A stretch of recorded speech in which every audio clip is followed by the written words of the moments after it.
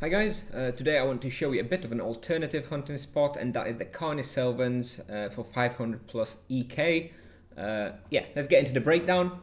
Experience is pretty average. For the difficulty, it's about 4 out of 10, maybe 5 out of 10. It's not terrible. Loot is 10 out of 10, excellent profit.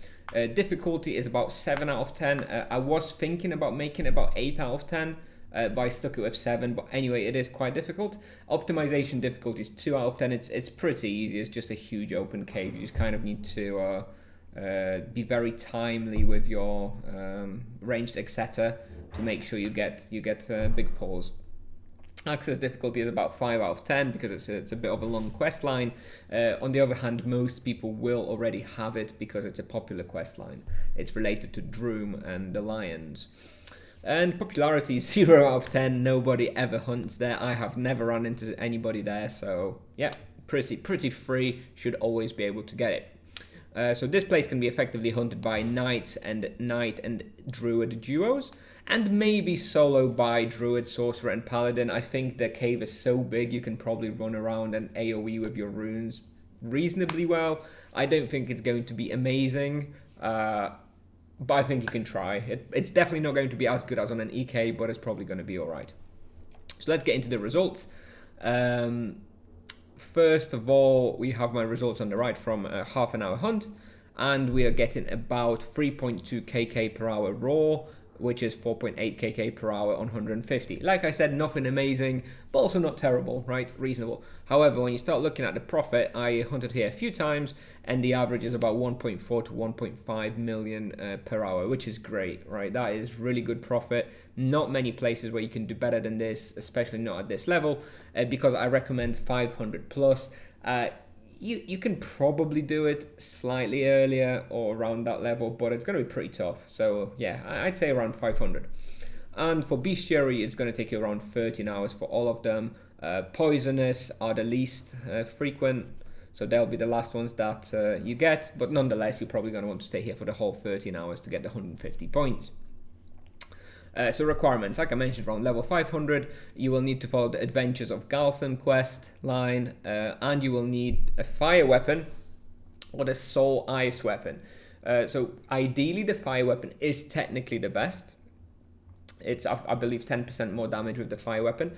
However, for me, the ice weapon, with the soul ice weapon that I have, Soul Eater, it has a little bit more damage. It has a few more axe skills.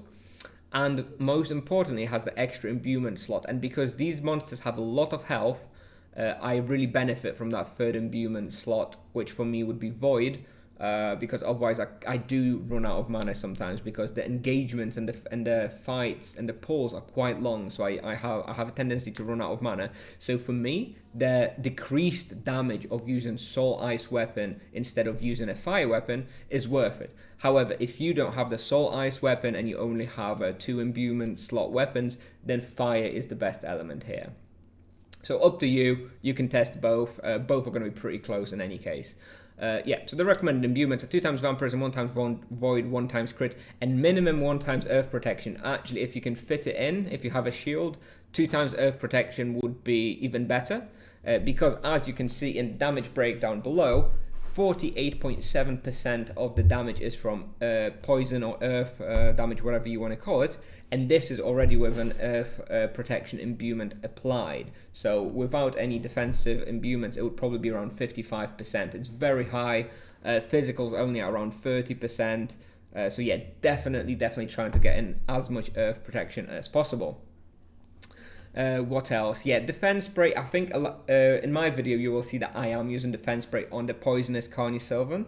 Actually, as you can see in the damage sources below, they actually deal the least amount of damage, so the defense spray is not that useful, the one that I'm using. If you're going to use a defense spray, Hulking Carnisylvan would be the best. I don't think the defense spray is necessary. I think if you're, an experienced player around level 500, you should be able to do without it. Perhaps the first time you go, maybe use it just to gather how much damage they deal, just in case, so you don't die the first time you go there. But I don't think it's strictly necessary every time you hunt there. Okay, so moving on, I use 2,500 strong manas per hour and 300 supremes per hour. So if you've watched some of my videos, you'll know that 300 is quite a lot for me. So like I say, it's a pretty tough spot. You do need to be using potions in addition to your Exura. With regards to charms, I don't think you're gonna be using charms here. I think this is a typical bestiary spot, so most likely you'll get your bestiary and you're not gonna come back. Nevertheless, if you did want to hunt here for ages, a dodge on Hulkin is probably the best on the sort of lower levels, and you're probably going to want some mixture of Inflame, Low Blow on Freeze on the other two Carnisylvans. And the character you'll see in the video is level 540 EK, 128 Axe, 2 times Vampirism, 1 times Void, 1 times Crit, 1 times Axe, 1 times Earth Protection, and Defense Spray on Poisonous Carnisylvan.